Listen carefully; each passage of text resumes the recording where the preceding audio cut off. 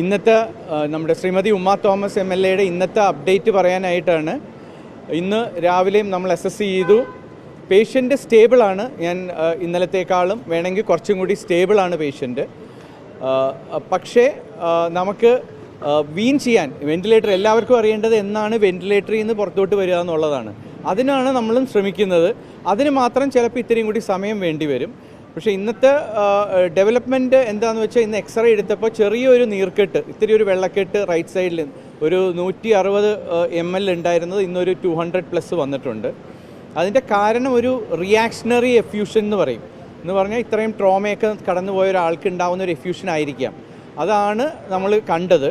അപ്പോൾ അതുകൊണ്ട് ഒരു അലാമിംഗ് ആയിട്ടൊരു സിറ്റുവേഷൻ അല്ല, പക്ഷേ വി ആർ വാച്ച്ഫുൾ, നമ്മൾ നോക്കിക്കൊണ്ടിരിക്കുകയാണ്. പക്ഷേ ഇതുകൊണ്ടൊന്നും ആളുടെ റെസ്പിറേഷൻ, പുള്ളി തന്നെത്താനെ എടുക്കുന്ന റെസ്പിറേഷനിൽ ഒരു വ്യത്യാസം ഉണ്ടായിട്ടില്ല. കുറച്ചും കൂടി മെച്ചപ്പെട്ട രീതിയിലാണ് എടുക്കുന്നത്. ഇന്നും ഒരു 60 to 70% മാഡം തന്നെത്താനെയാണ് റെസ്പിറേഷൻ എടുക്കുന്നത്. നമ്മളൊരു പ്രഷർ സപ്പോർട്ട് മാത്രമേ ചെയ്യുന്നുള്ളൂ. അപ്പോൾ അതൊരു നല്ല ലക്ഷണമാണ്. ബാക്കി പാരാമീറ്റേഴ്സ് എല്ലാം കൺട്രോളായി തന്നെ പോകുന്നത്. പിന്നെ ഒരു HB ഡ്രോപ്പോ അല്ലെങ്കിൽ ലിവർ ഫംഗ്ഷനിലോ കിഡ്നി ഫംഗ്ഷനിലോ വലിയ വ്യതിയാനങ്ങളൊന്നും ഉണ്ടായിട്ടില്ല.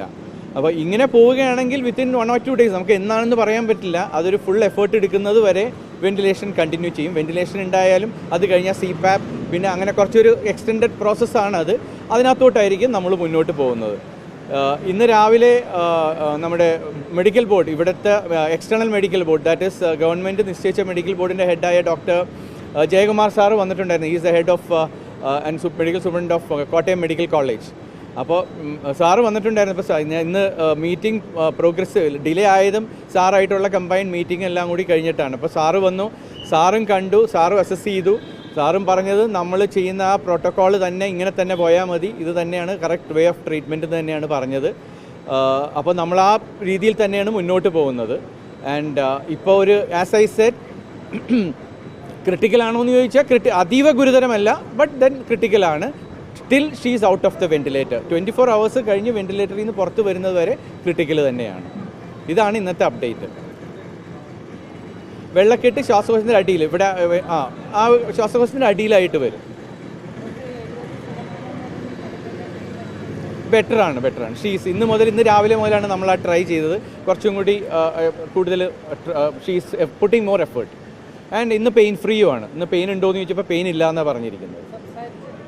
സംസാരിക്കുന്നുണ്ട്. സംസാരം എന്നല്ല, വിസ്പറിങ്, ഷീസ് കമ്മ്യൂണിക്കേറ്റിംഗ്. ഇന്നിപ്പോൾ നാക്ക് ഉണങ്ങുന്നു എന്ന് പറഞ്ഞു, വേദനയില്ല എന്ന് പറഞ്ഞു, ഇവരെയൊക്കെ കണ്ടു എന്ന് പറഞ്ഞു. പിന്നെ വാട്ട് എൽസ്, വെള്ളം വേണം എന്ന് പറഞ്ഞു. അപ്പോൾ വെള്ളം കഴിക്കാൻ പറ്റില്ല എന്ന് പറഞ്ഞു. പിന്നെ ബുദ്ധിമുട്ടുള്ളത് ആ ട്യൂബ് കിടക്കുന്നത് കൊണ്ടാണെന്ന് പറഞ്ഞു. അപ്പോൾ ട്യൂബ് നമുക്ക് മാറ്റാൻ പറ്റില്ല, അതാണ് ടു ദ വേ, ഈ റോഡിലോട്ട് ഉള്ള ഈ റോട്ടിൽ അതാണ് ഇനിയൊരു ബുദ്ധിമുട്ടുള്ളത്. അത് വേഗം എടുക്കുക എന്നുള്ളതാണ് നമ്മളും ട്രൈ ചെയ്യണത്. പക്ഷേ അതിനൊരു പ്രോസസ്സ് ഉണ്ട്. അതെന്തായാലും 2-3 ദിവസം കൂടി എടുക്കുമായിരിക്കും. പക്ഷേ as early as possible we are trying to. തലച്ചോറായിട്ട് ബന്ധപ്പെട്ടത് വേഴ്സൺ ആയിട്ടില്ല. നമ്മൾ ഇപ്പോൾ ഈ പറഞ്ഞ കാര്യങ്ങളൊക്കെ നമ്മൾ പറയുന്നതിനൊക്കെ റെസ്പോൺസ് തന്നെ വലിയൊരു ഫാക്ടറാണ്. അപ്പോൾ നമ്മൾ പറയുന്നതിനൊക്കെ റെസ്പോണ്ട് ചെയ്യുന്നുണ്ട്. ചിലപ്പോൾ റീസെൻറ്റ് മെമ്മറി, ഇന്ന് ഞാൻ ചോദിച്ചു ആ ഇവൻറ്റിനെ കുറിച്ച് ഓർമ്മയുണ്ടോ എന്ന് ചോദിച്ചപ്പോൾ ഷീ ഡസൻ റിമെമ്പർ മച്ച്.